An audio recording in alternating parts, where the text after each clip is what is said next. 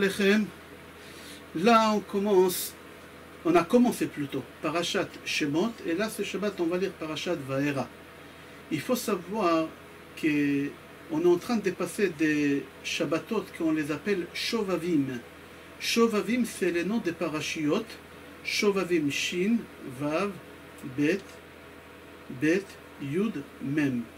C'est-à-dire Shemot, Vaera, Bo, Beshalach, Yitro et Mishpatim. Et quand c'est Shana Me'oberet, une année bissextile, on rajoute encore Tat. Shovavim Tat. On a là-bas encore deux parachiotes qui ça suit encore le tikkun de la Brit Mila. C'est-à-dire en ce moment, pendant ces semaines qu'on est en train de traverser, il y a quelque chose qu'on l'appelle tikkun abrit. On doit faire la réparation des Brit Mila. Alors on va parler de ça. Avant de parler de ça, j'aimerais relever quelque chose. Je ne sais pas si tu te souviens, le jour qu'on t'a fait la Brit Mila, il y a le Moël qui avait un talit, ton père il avait un talit, et le Sandak il avait un talit.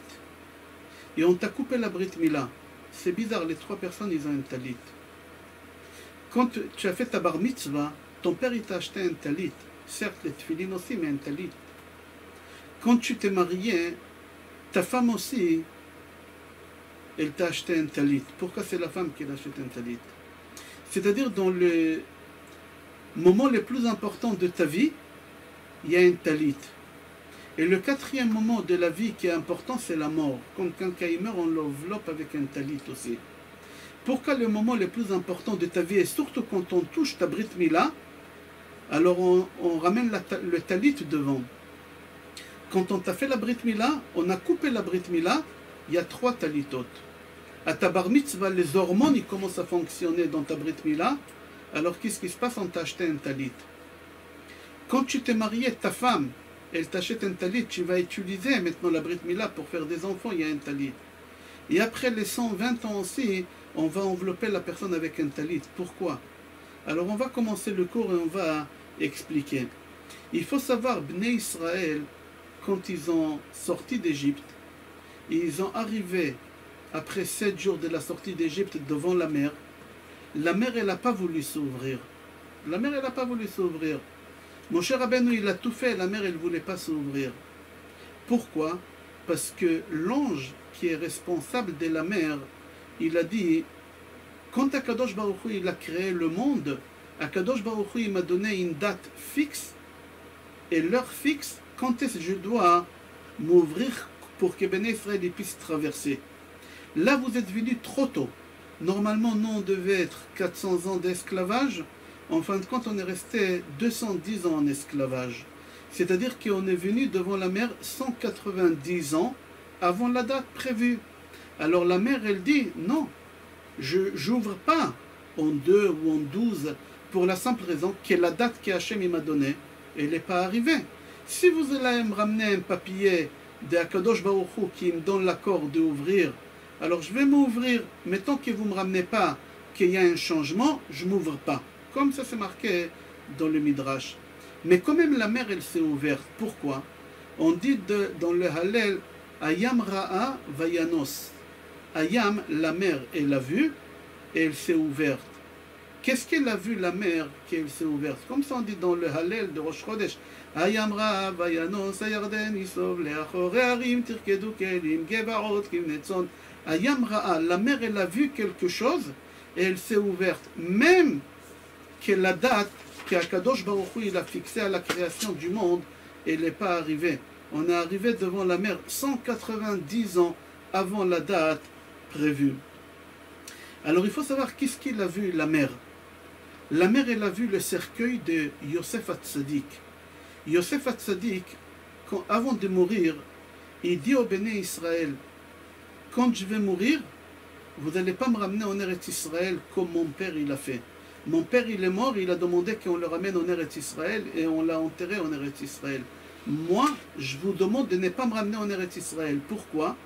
Parce que Yosef il a vu dans la prophétie que la mer elle ne voudra pas s'ouvrir plus tôt que prévu. Yosef il a vu par prophétie que Bnei Israël ils vont sortir d'Égypte avant l'heure. Et Yosef, il a dit, quand la mer, elle va voir mon cercueil, elle va s'ouvrir tout de suite. Alors c'est pour ça, Yosef, il a demandé qu'on l'enterre en Égypte, comme ça, quand on va sortir, on va ramener le cercueil de Yosef avec nous. Et c'est ça qui s'est passé. La veille de la sortie d'Égypte, tous les béné Israël, ils étaient occupés à prendre des biens des Égyptiens, et Moshe Rabbeinu, il est en train de chercher le cercueil de Yosef. Il cherche, et il ne trouve pas toute la nuit. À 3 heures du matin, il rencontre Serach Bat Asher, la petite fille de Yaakov Avinu qui elle a vécu 400 ans. Et il y en a qui disent qu'elle n'est jamais morte, elle est montée vivante au ciel, pour des raisons qu'on a expliquées dans les jours précédents. Alors là, Serach, elle voit Moshe Rabbeinu dans la rue à 3 heures du matin, et il lui dit, tu cherches quoi? Il lui dit, je cherche le cercueil de Yosef, parce que Yosef, il nous a demandé de ne pas quitter l'Égypte sans prendre son cercueil. Alors je cherche son cercueil. Alors Serach dit à Moshe Rabbeinu, viens, je vais te montrer où le cercueil. Et elle ramène Moshe Rabbeinu devant le fleuve, et il dit, le cercueil de Moshe, il est dedans. Paro, il a pris un cercueil en fer, et il a mis Moshe dedans, et il a fait couler dans le fleuve pour avoir la bracha, et pour qu'il ne quitte jamais l'Égypte. Il n'a pas voulu que Yosef il quitte l'Égypte, alors il l'a mis dedans. Qu'est-ce qu'il a fait Moshe Rabbeinu? Moshe Rabbeinu, il a pris une plaque en or, et il a écrit là-bas, Allez, Shor, taureau, monte, taureau, monte. Yosef fait un taureau, le drapeau de Yosef fait un taureau. Et il l'a jeté dans le fleuve, et le cercueil, il est monté. Et Moshe Rabbeinu dit à Yosef, si tu ne serais pas monté, j'aurais pas attendu trop longtemps, parce que je dois quitter l'Égypte. Maintenant que tu es monté, Moshe Rabbeinu, il récupère le cercueil de Yosef, et il sort d'Égypte. Entre parenthèses, avec Moshe Rabbeinu, il y a quelqu'un qui était là-bas, qui a récupéré cette plaque-là. Et il l'a jetée au moment qu'Aaron, il a voulu faire le veau d'or, parce qu'on lui a mis la pression. Alors il a pris cette plaque et il l'a jetée dans le feu. Et comme c'est marqué à l'échor, c'est pour ça qu'il y a un veau qui est sorti. Je referme la parenthèse. Alors Moshe Rabbeinu, il récupère le cercueil de Yosef, et il prend tous les béné Israël, et il commence à marcher pendant 7 jours. Ils arrivent devant la mer, et la mer, elle ne veut pas s'ouvrir. La mer dit à Moshe Rabbeinu, je ne m'ouvre pas. Hachem, il m'a donné une date à la création du monde déjà. Hachem, il m'a dit, après 400 ans d'esclavage, Hachem, il m'a donné la date et l'heure, quand est-ce que vous allez arriver ici pour que je m'ouvre. Mais vous êtes arrivé trop tôt, 190 jours, je ne m'ouvre pas. Et là, Moshe Rabbeinu, il expose le cercueil de Moshe devant la mer. La mer, elle voit le cercueil de Moshe, de Yosef, Vayano Sayam. La mer, elle s'est sauvée. Lamana Sayam, mipne shera'a ze shenas. Nas, c'est se sauver, courir, reculer. C'est ça qu'est-ce qu'il a fait Moshe Rabbeinu quand la femme de Potiphera, elle a essayé de faire Yosef faire le péché d'adultère. Qu'est-ce qu'il a fait Yosef? Il s'est sauvé. Vayanas Yosef, il s'est sauvé. Alors comme la mère elle a vu le cercueil de Yosef, il s'est sauvé. Et alors, quel rapport il y a entre l'eau, la mère, qu'elle voit Yosef et Yosef? Dès qu'elle voit Yosef, elle se sauve, elle recule. Il y a quelque chose qui se passe ici. Alors j'explique d'après à Arizal. Ari Akadosh dit, et tous les commentateurs disent, mais seulement je ramène qu'est-ce qu'il dit à Arizal par rapport à Yosef Hatzadik. Il faut savoir qu'Akadosh Baruch Hu, il a créé dans le monde chaque chose avec 4 éléments. Il n'y a pas quelque chose dans le monde qui n'a pas les 4 éléments. Par exemple, ce bureau-là, il y a les 4 éléments. Il y a le feu, à une quantité minime, c'est pour ça qu'il n'y a pas le feu, mais il y a une quantité minime du feu, il y a l'air, il y a le feu, l'air, il y a la terre, et il y a l'eau. C'est les 4 éléments qu'Hachem il a mis dans chaque chose dans le monde. J'ouvre une parenthèse, à part les nuées. Les nuées, il n'y a que l'air et l'eau, c'est tout. Il n'y a pas la terre et le feu. Je referme la parenthèse, mais dans chaque chose au monde, il y a les 4 éléments. Moi, Akadosh Baruch Hu aussi, il m'a créé avec les 4 éléments. Toi aussi, Hachem, il t'a créé avec les 4 éléments. Mais il faut que tu saches qu'Hachem, il nous a créé avec les 4 éléments. Ce n'est pas 25% du feu, 25% des terres, 25% de feu et 25% de l'air. C'est pas comme ça.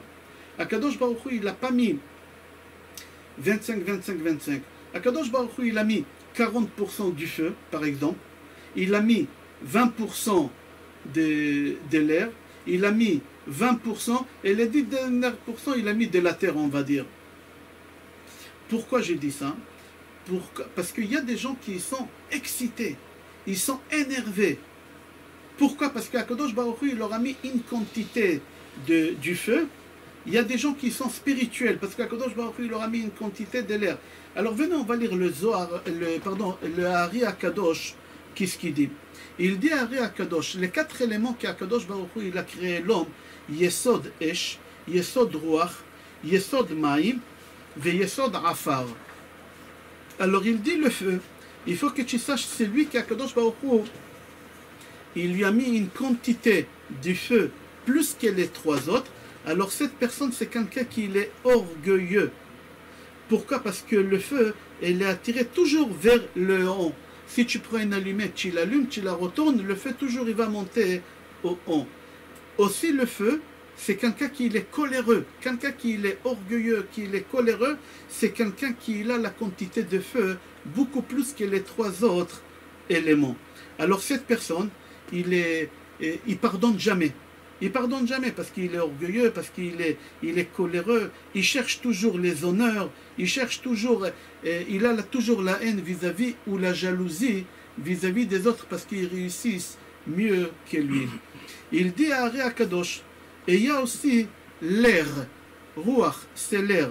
Il dit, celui qui a l'air c'est la parole. C'est quelqu'un qui aime parler, parler, parler. Que ce soit des choses bien, que des choses pas bien, mais il aime parler. C'est Akadosh Baruch Hu qui lui a donné.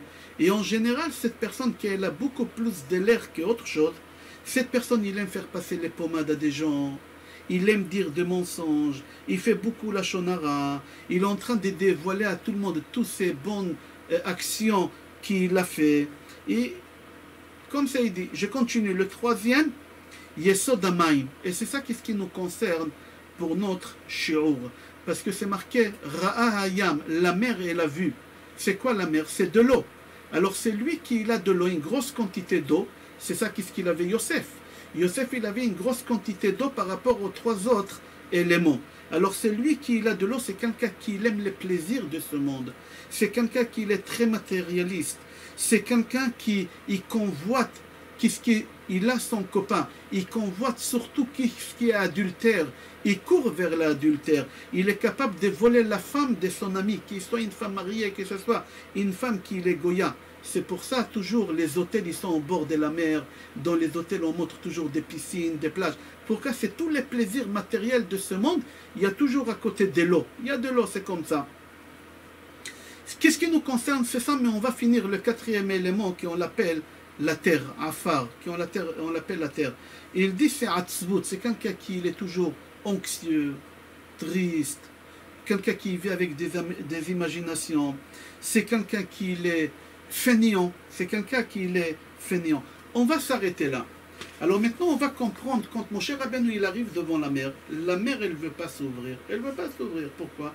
Parce qu'elle dit c'est pas la date. Ramenez-moi une ordonnance d'Akadosh Baruch Hu qui a changé la date, je m'ouvre, il n'y a pas de problème. Moshe Rabbeinu, qu'est-ce qu'il fait? Il prend le cercueil de Yosef Hatzadik, que sa quantité à lui c'était les plaisirs, les désirs, l'eau, l'adultère, etc. Et il l'a mis devant la mer.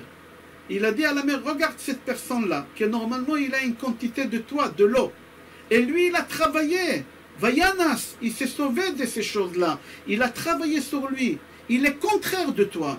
La mère, quand elle a vu le cercueil de Yosef, cette personne qu'elle a travaillé sur ça, alors qu'est-ce qu'elle a fait la mère? La mère, elle a... Pardon. C'est bien. Pardon, ça sonne au milieu. Voilà. La mère, qu'est-ce qu'elle a fait? La mère, elle a reculé. La mère, elle a reculé. La mère, elle a reculé et comme ça, on a pu s'ouvrir. Alors, on continue. Grâce à qui alors la mer elle s'est ouverte? Grâce à la Brit Mila de Yosef, Yesod on l'appelle, Tzadik Yesod dans l'âme. Yosef c'est Yesod, la Brit Mila c'est Yesod. Yosef il a su protéger la Brit Mila et c'est pour ça la mer elle s'est ouverte. Et c'est pour ça on a dit les parashiot Shovavim, Shemot, Vaera, Bo, Beshalach, Yitro, Mishpatim. Comment le livre Shemot il commence? Venez voir qu'est-ce qu'il dit. Il dit que le premier mot dans le livre Shemot, déjà ça parle de la Mila. La Mila, c'est la Brit Mila. Comme ça, c'est marqué dans Baal HaTurim. Écrit Israël Abaim.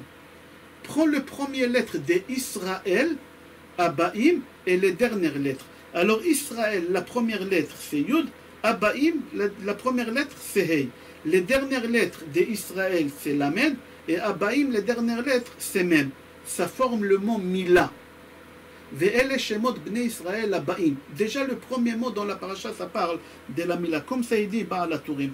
Achida Kadosh, il va un peu plus loin. Achida Kadosh il dit, prends Ve'ele Shemot Bnei Israël Abaim Mitzrayma, les dernières lettres c'est Mila, ça forme le mot Mila. Je répète, Bnei Israël Abaim Mitzrayma, les derniers mots ça forme Mila. Il continue encore Achida Kadosh et il dit Shemot Bnei Israël Abaim, ça fait Shivya. C'est quoi Shivya? Prisonnier. C'est lui qui a cette tendance de faire l'adultère avec Chas Shalom des personnes qui n'ont pas le droit, qui sont interdits, toutes ces choses-là. Alors, sa neshama, il est emprisonné dans la Toum'a. Dans la Toum'a totale, il est emprisonné là-bas. Comme ça, il dit Achida Kadosh. Et il dit Zeotzaat Zera Levatala, c'est les pertes des semences. Des fois, il y a des gens qui ont des complications dans la Parnassa. La Parnassa, elle est bloquée. Pourquoi? Parce qu'ils ont cette faiblesse de cette chose-là. Comme ça, il dit Achida. Il continue, il dit combien de psukim dans Parashat Vayechi? La dernière paracha de Sefer Bereshit, c'est Vayechi. La paracha qu'elle suit après, qu'elle parle de la Mila, c'est Parashat Shemot. Combien de psukim il y a dans Parashat Vayechi? Il dit à Chida, il y a 85 psukim. La même valeur numérique des Mila. C'est-à-dire que la paracha de Sefer Bereshit, elle conclut le Sefer de Bereshit avec le mot Mila. Mila. Et Sefer Shemot, il commence l'histoire des Béné Israël, de la Géoula Mila. C'est-à-dire, à travers la Mila, tu peux avoir la délivrance à tous tes problèmes, que ce soit Parnassa, que ce soit Shlom, Baïd. Il faut savoir que pas seulement on est rentré en Égypte à cause de la Brit Mila, pas seulement. Même la sortie d'Égypte, on est sorti en Égypte. Grâce à la Brit Mila, on est sorti d'Égypte. Comme c'est marqué dans Parashat Bo, et dans chapitre Yud-Bet, c'est marqué là-bas dans Pasuk Memchet, concernant les sacrifices de Pessah, Korban Pessah, c'est marqué là-bas. Vechol arel lo yochal bo, etc. C'est-à-dire que tout celui qui n'a pas circoncis, il ne peut pas manger le sacrifice de Pessah. Il faut être circoncis pour pouvoir manger le sacrifice de Pessah. Alors c'est lui qui n'a pas circoncis, il ne peut pas manger le sacrifice de Pessah. Et c'est lui qui ne mange pas le sacrifice de Pessah, il ne peut pas sortir d'Égypte. C'est-à-dire pour sortir d'Égypte, il faut faire la Mila, et il faut manger le sacrifice de Pessah et tu peux sortir.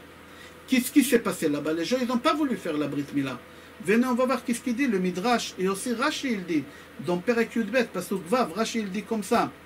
Ayarav Matya ben Charash Omer, Vahe'evor alayich vaher'ech, והנה איתך עת דודים, ואת עירום ועריה והנך מתבוססת בדמייך, ואומר לך בדמייך חיי, ואומר לך בדמייך חיי.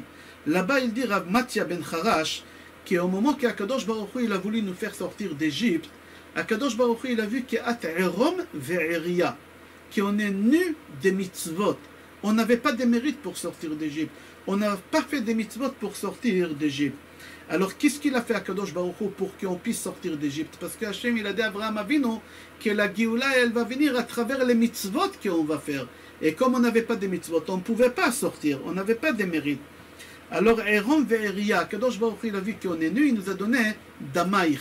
Damaïr, c'est en pluriel, Dam, singulier, du sang. Damaïr, du sang, c'est en pluriel. Hachem, il nous a donné tout de suite 2 mitzvot dans le sang. Et grâce à ces 2 mitzvot dans le sang, si on les fait maintenant, on pourra sortir à minuit d'Égypte. C'est la première mitzvah, Dam Mila, Vedam Korban Pesach. Le sang de la Brit Mila et le sang des sacrifices de Pesach. À partir du moment qu'on a fait le sang de la Brit Mila et le sang des Korban Pesach, on a pu sortir d'Égypte. Sinon, on n'aurait pas pu sortir d'Égypte. Je continue le Midrash. Le Midrash dit que Bnei Israël, ils n'ont pas voulu se faire circoncire. Ils n'ont pas voulu. Alors ils ont voulu manger des Korban Pesach. Moshe Rabbeinu il leur a dit, vous ne pouvez pas manger de Korban Pesach si vous n'êtes pas circoncis. Ils ont dit, tant pis. Alors s'il faut être circoncis pour manger, alors on ne mange pas. Ils n'ont pas voulu se faire circoncire. Le Midrash dit qu'Akadosh Baruch Hu, il a fait sortir des bonnes odeurs de Gan Eden, et il les a fait rentrer dans le sacrifice de Pesach. Et quand Bnei Israël, ils ont senti cette odeur dans les sacrifices de Pessah, ça leur a donné envie de manger le sacrifice de Pessah. Ça leur a donné envie. Alors qu'est-ce qu'ils ont fait? Ils ont senti l'odeur de Gan Eden, ils ont voulu manger le sacrifice de Pessah, et qu'est-ce qui s'est passé là-bas? Moshe Rabbeinu, qu'est-ce qu'il a fait là-bas? Ils ont fait la Brit Mila. Ils ont fait la Brit Mila. Moshe Rabbeinu il leur a dit, si vous ne faites pas la Brit Mila, vous ne pouvez pas manger. Et là, ils ont fait la Brit Mila parce que l'odeur qu'ils ont senti, ils n'ont pas pu se retenir. Et là, avec le sacrifice de Pessah, il y a le sang qui y coule. La Brit Mila, il y a du sang qui y coule. Et qu'est-ce qui se passe? Le sang de la Brit Mila, il s'est mélangé avec le sang des sacrifices de Pessah. Et Akadosh Baruch Hu, il a pris chaque juif et il l'a embrassé. Ve Akadosh Baruch Hu aya over venotel kol echad ve'echad unoshko umevarecho. Regarde là-bas la suite, Akadosh Baruch Hu, il a pris chacun, il l'a embrassé et il l'a béni. On continue dans Parashat Miketz. Après 7 ans d'abondance, il y a les années de famine qui arrivent. Et les Égyptiens, dans les années de famine, ils demandent, ils ont fini tous les stocks, ils ont stocké les Égyptiens personnellement chez eux à la maison. Ils ont parti voir Paro, ils ont dit à Paro, on aimerait manger, on n'a pas à manger. Paro, il leur a dit, Yosef, il a stocké, allez voir Yosef. Ils ont parti voir Yosef. Yosef, il leur a dit, il n'y a pas de problème. Moi, je vous donne à manger autant que vous voulez, mais d'abord, il faut passer par la clinique. Il faut passer par l'hôpital. Il faut vous faire circoncis. Si vous allez vous circoncire, je vous donne à manger. Sinon, vous ne mangez pas. Tout de suite, les Égyptiens, ils ont parti voir Paro. Ils ont dit, oui, qu'est-ce qui se passe? En hébreu, on appelle ça kfiya datit. Mais qu'est-ce qui se passe ici? Ils nous obligent à devenir religieux. On n'accepte pas cette chose-là. Il leur a dit, Paro, vous voulez manger? Il faudra écouter mon cher Rabbeinu, qu'est-ce qu'il dit. Vous ne voulez pas manger? Alors vous n'allez pas écouter, pardon, pas mon cher Yosef, vous n'allez pas. Alors ils étaient obligés de faire circoncire eux-mêmes les Égyptiens, et ça rentrait dans le loi égyptienne, qu'il faut se faire circoncire.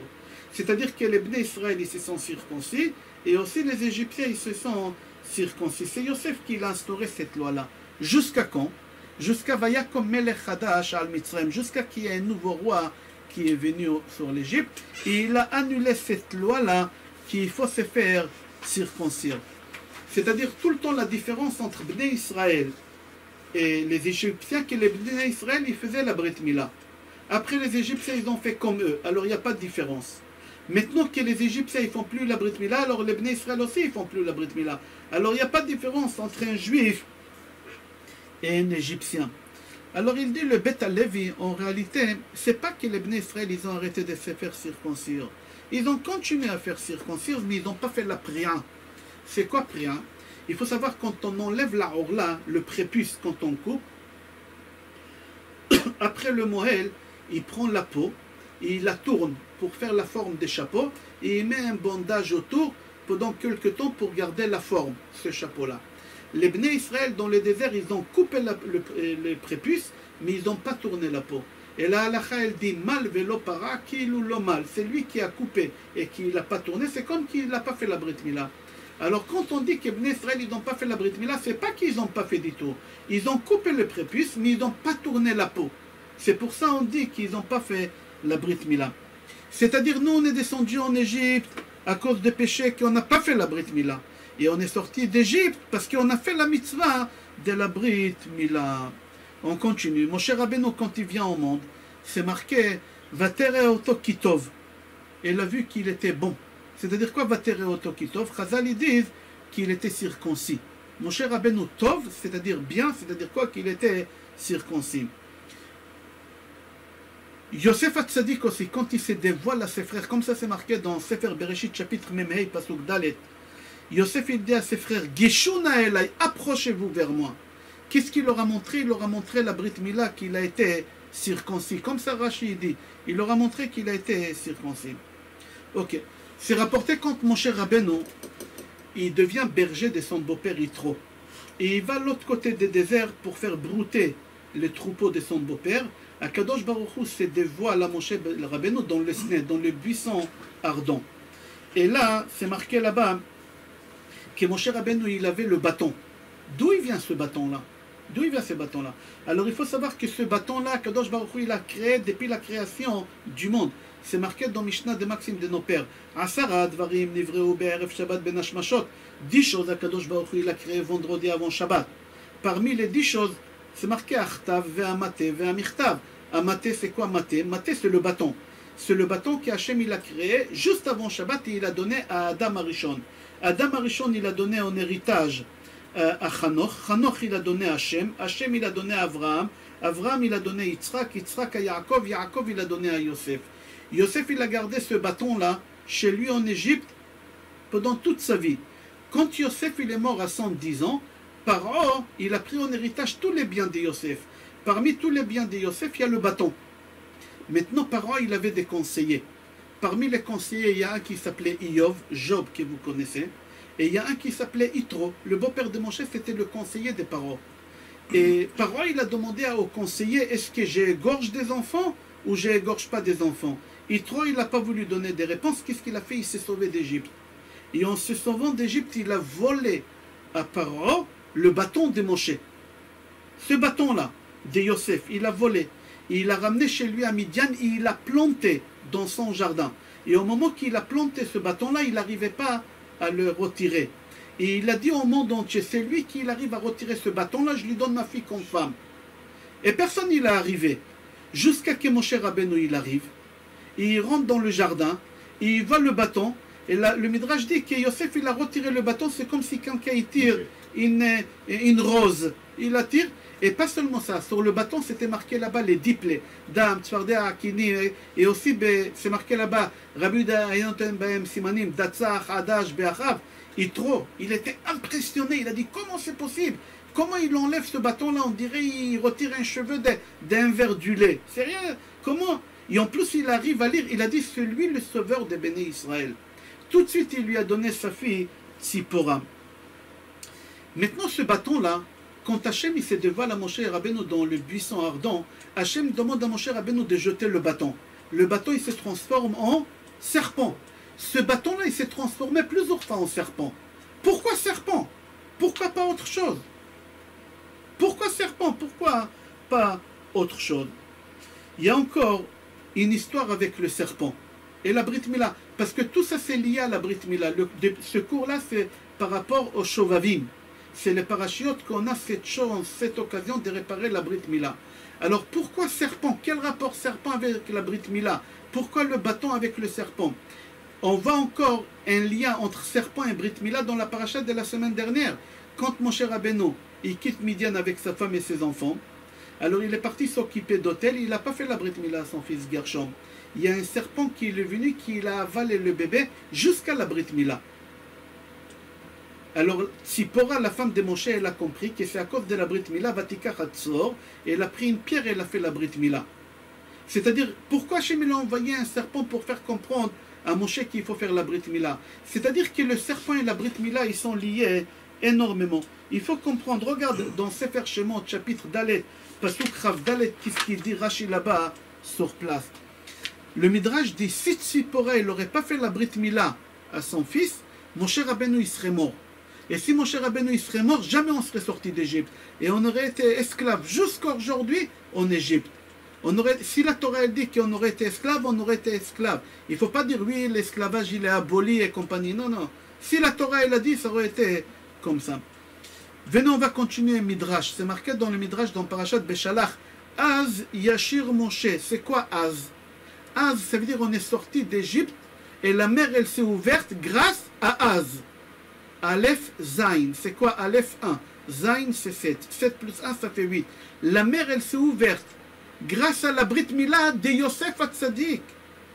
Ra'a Ayam Vayanos, quand la mer elle a vu que Yosef il a travaillé sur la Brit Mila, que lui il avait plus qu'un quart de l'eau dans son corps, qu'Akadosh Baruch Hu il a créé, et quand même il a réussi à combattre toutes ces tentations, Yesod Yosef, Yesod Aberit, la mer elle s'est ouverte. On va essayer de comprendre quel rapport il y a entre la Brit Mila et le serpent. Dans Parashat Kitetse, dans Sefer Dvarim, chapitre Rafei, c'est Parashat Kitetse, regarde là-bas, c'est marqué Zachor et asher asa lecha Amalek baderech, בצאתכם ממצרים אשר קרך בדרך, ויזנב בך כל הנחשלים אחריך, ואתה עייף ויגע ולא ירא אלוהים. J'explique, mais avant d'expliquer, marque un mot de ce passouk-là. הנחשלים, ה', נון, ח', שין, למד, יוד, מם. Écris ces mots-là, on va revenir. C'est marqué comme ça, quand on est sorti d'Égypte, pendant 40 ans dans le désert, on avait des nuées qui nous ont couverts. On est sorti en file indienne. Les dernières années Néchéchalim, les faibles, ils étaient à la fin. Et des fois, le nuée, il est monté, il les faisait éjecter les dernières. C'était qui les dernières? Dan. La tribu des Dan. C'était la tribu des Dan. Et les Amalekim, qu'est-ce qu'ils faisaient derrière? Ils prenaient les Brit Milot des Dan, ils les jetaient vers le ciel pour narguer Hachem. Ils narguaient Hachem comme ça. Et la tribu des Dan, ils rigolaient de ces choses-là. Alors venez, on va essayer de comprendre. C'est quoi un Néchéchalim? Dans le passage qu'on parle ici si tu prends le mot Néchéchalim, il y a Nachash et il y a Mila. Nachash et Mila, il y a les deux dans ce mot-là.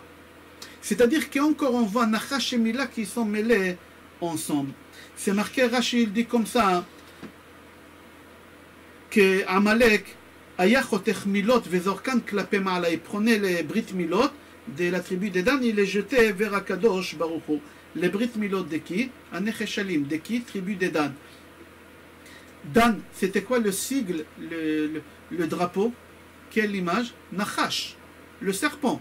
C'est pas pour rien qu'on prenait la Brit Mila de la tribu des Dan et Dan il a le serpent. C'est pas pour rien. D'accord? Venez, on va voir qu'est-ce qu'il dit.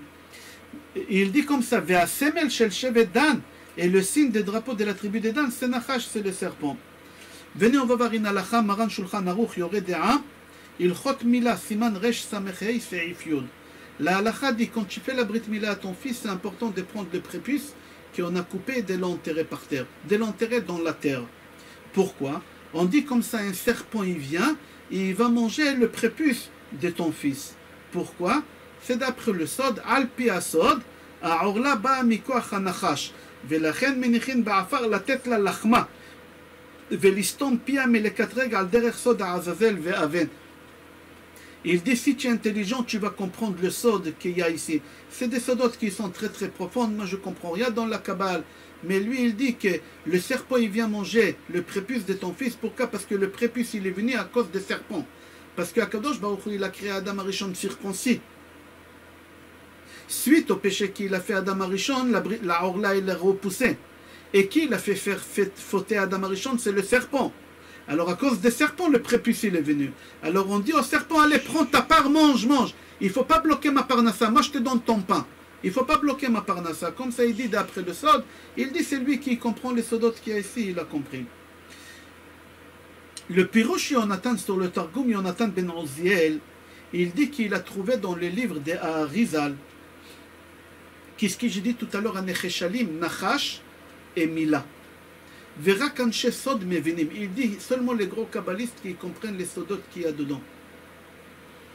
C'est-à-dire que Yosef, c'est le symbole de la Brit Mila. C'est le symbole de quelqu'un qui néglige jamais dans l'adultère. Avec toutes les épreuves qu'il a eues. Comment Kadosh Baruch Hu il a créé avec une quantité d'eau plus. Et quand même, Baruch Hashem, il n'a pas glissé une seule fois. Parce que s'il aurait glissé, la mer, elle ne serait pas ouverte du tout. La mer, elle ne serait pas ouverte. Moshe Rabbeinu, il tarde la Brit Mila. Akadosh Baruch Hu, il lui envoie un serpent. Pourquoi? Parce que Yosef, c'est le symbole de la Mila cachère. Le serpent, c'est le symbole de la Mila non cachère. Le serpent, c'est le symbole du mal. Moshe Rabbeinu, il a fait sortir d'Égypte uniquement des gens qui étaient circoncis. Des personnes qui n'étaient pas circoncis, Moshe Rabbeinu, il les a pas fait sortir. C'est-à-dire, tout ce qu'on a mérité de sortir d'Égypte, c'était grâce à Yosef Hatzadik. Et Yosef Hatzadik, dans les Oshpizin des Sukkot, c'est le 6e. Avraham, Yitzhak, Yaakov, Moshe et Aaron, Yosef et David. Nous, on a 7 ouvertures dans la tête. Et la 6e ouverture, c'est Yosef. Ben Porat Yosef, Ben Porat Ale'ain, Bnot Saada Aleshur.